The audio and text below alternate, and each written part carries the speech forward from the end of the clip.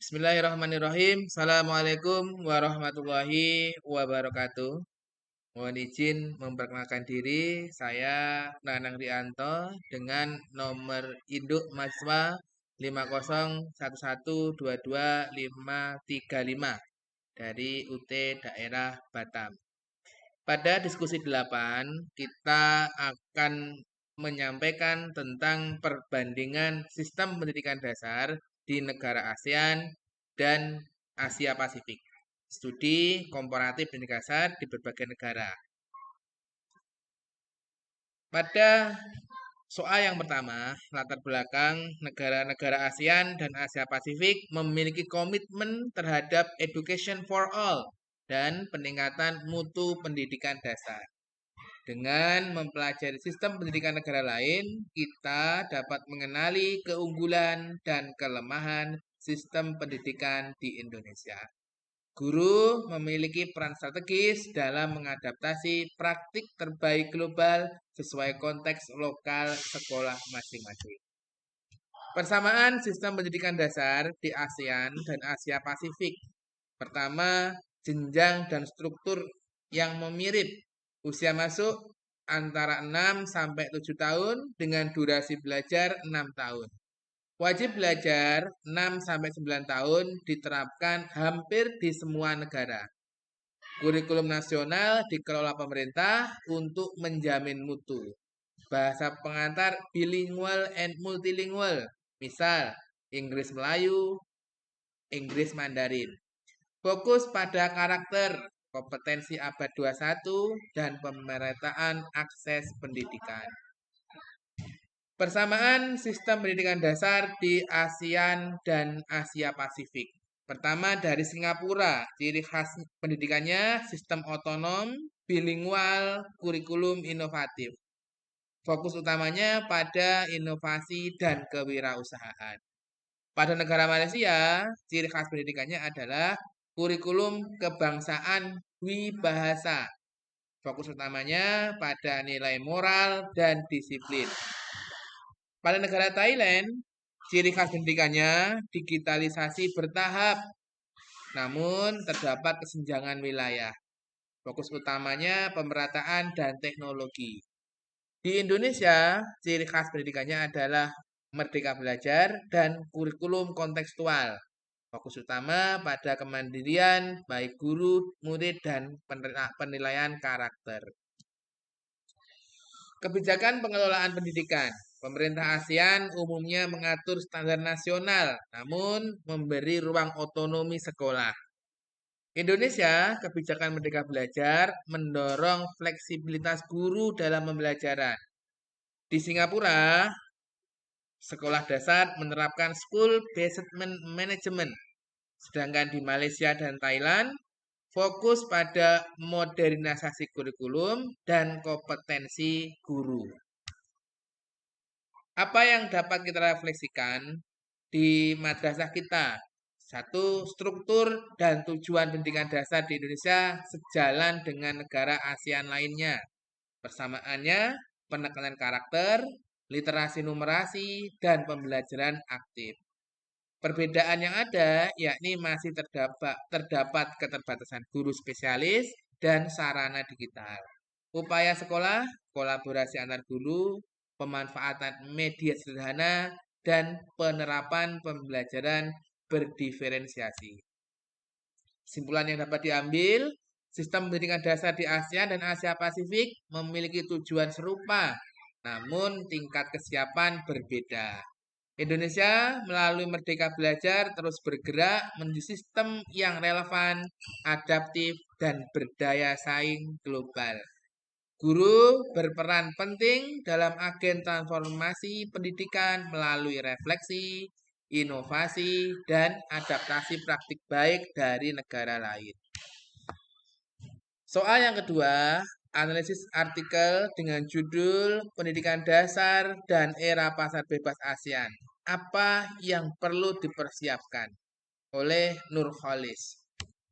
Latar belakang dari penelitian ini adalah abad 21 ditandai dengan revolusi teknologi, informasi, dan globalisasi.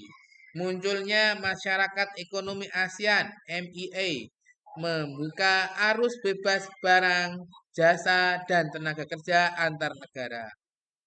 Pendidikan menjadi kunci dalam menyiapkan sumber daya manusia yang mampu bersaing di era global. Tantangan global terhadap pendidikan dasar. Pertama, teknologi informasi menciptakan dunia tanpa batas. Borderless world. Yang kedua, krisis nilai kemanusiaan akibat dehumanisasi dan kemerosotan moral. Yang ketiga adalah persaingan bebas tenaga kerja menuntut lulusan yang kompeten, adaptif, dan berkarakter. Keempat, pendidikan harus mengantisipasi, bukan hanya mengikuti perubahan. Peran strategis pendidikan dasar. Sekolah dasar merupakan fondasi utama pembentukan karakter, etika, dan keterampilan dasar. Sekolah perlu menanamkan nilai spiritual, sosial, dan moral sejak dini. 3. Harus meninggalkan model hafalan menuju pembelajaran aktif, kontekstual, dan kreatif.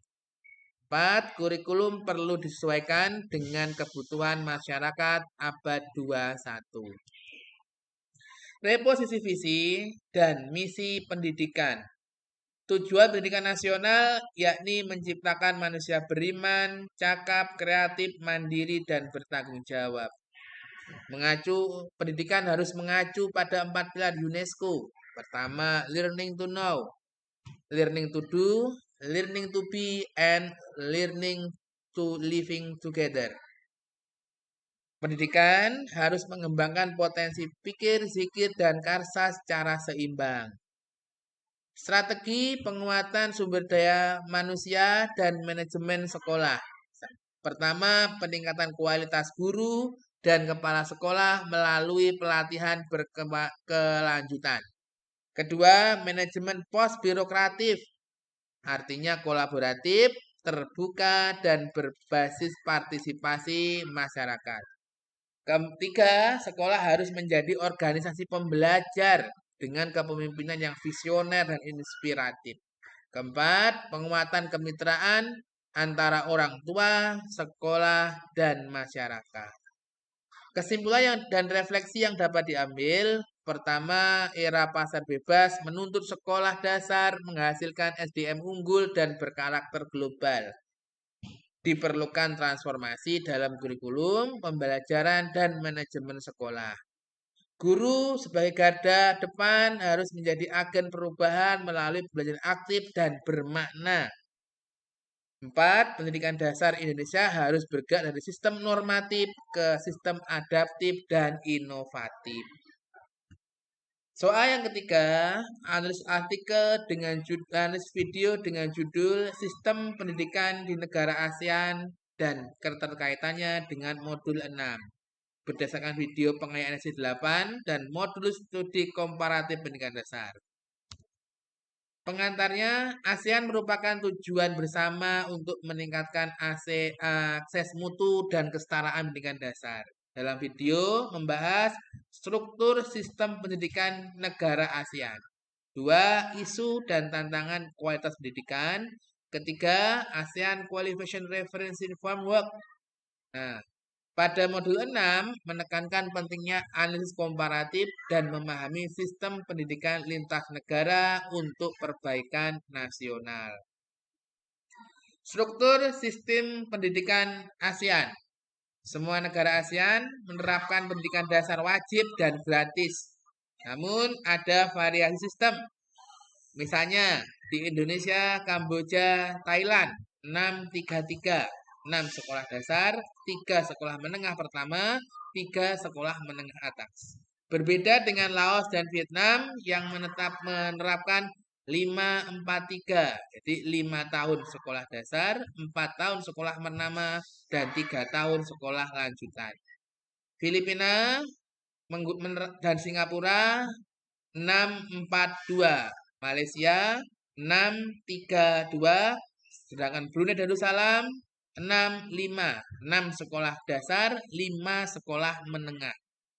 Perbedaan struktur mencerminkan kebijakan nasional dan kesiapan sumber daya. Akreditasi dan pendidikan alternatif. Hanya sebagian negara yang memberikan SME, Standar Manajemen Pendidikan, sertifikasi manajemen pendidikan. Indonesia, Malaysia, Vietnam, dan Kamboja. Pendidikan alternatif berkembang untuk pemerataan. Misalnya Indonesia ada paket A, B, dan C. Yang kedua ada Filipina dengan sistem alternatif learning system atau ALS. Myanmar pendidikan non formal. Tujuannya sama, menjamin pendidikan untuk semua, education for all. Technical and Vocational Education and Training, TVET, diselenggarakan hampir di semua negara ASEAN. Fungsinya membekali siswa dengan keterampilan kerja praktis dan teknis. Tantangannya, minat menurun dan persepsi rendah terhadap pendidikan vokasi. Modul 6 menyoroti pentingnya keseimbangan antara pendidikan akademik dan vokasional untuk daya saing tenaga kerja. Isu dan tantangan pendidikan di ASEAN. Masalah utamanya kesenjangan kualitas antar wilayah, urban versus rural. Kedua, kekurangan fasilitas, misalnya laboratorium, buku, dan sarana digital. Ketiga, ketimpangan gender dan sosial ekonomi. Keempat, kekurangan guru di daerah terpencil. Kelima, kurangnya dosen berkualifikasi dan riset di pendidikan tinggi. Upaya dan solusi regional. 1. Meningkatkan kualitas guru dan manajemen sekolah. 2. Membangun kemitraan pemerintah swasta. Ketiga, menetapkan standar kualitas regional. Kelima, mendorong kesetaraan dan relevansi pendidikan. Modul 6 juga menegaskan pentingnya kerjasama antar negara ASEAN Education Cooperation untuk memperkuat mutu pendidikan dasar. AQRF, ASEAN Qualification Reference Network, ini adalah kerangka kualifikasi regional untuk menyamakan standar kompetensi pendidikan. Tujuannya mendukung pengakuan kualifikasi antar negara, memfasilitasi mobilitas pelajar dan tenaga kerja. 3. Meningkatkan transparansi dan kualitas sistem pendidikan. Negara yang bergabung dalam program ini adalah Indonesia, Malaysia, Filipina, dan Thailand. Upaya solusi dan solusi regional. Nah, aspek modul 6, analisis komparatif sistem pendidikan. Isi video pengisi 8, perbandingan struktur dan akreditasi antar negara. Relevansinya apa? Menunjukkan variasi kebijakan di ASEAN. Pemerataan akses dan mutu ada pada aspek modul 6. Sedangkan isi video pengisi 8, tantangan kesenjangan fasilitas dan guru. Keduanya memiliki relevansi menggambarkan ketimpangan pendidikan di tingkat regional. Pada modul 6 ada terkait dengan inovasi kebijakan.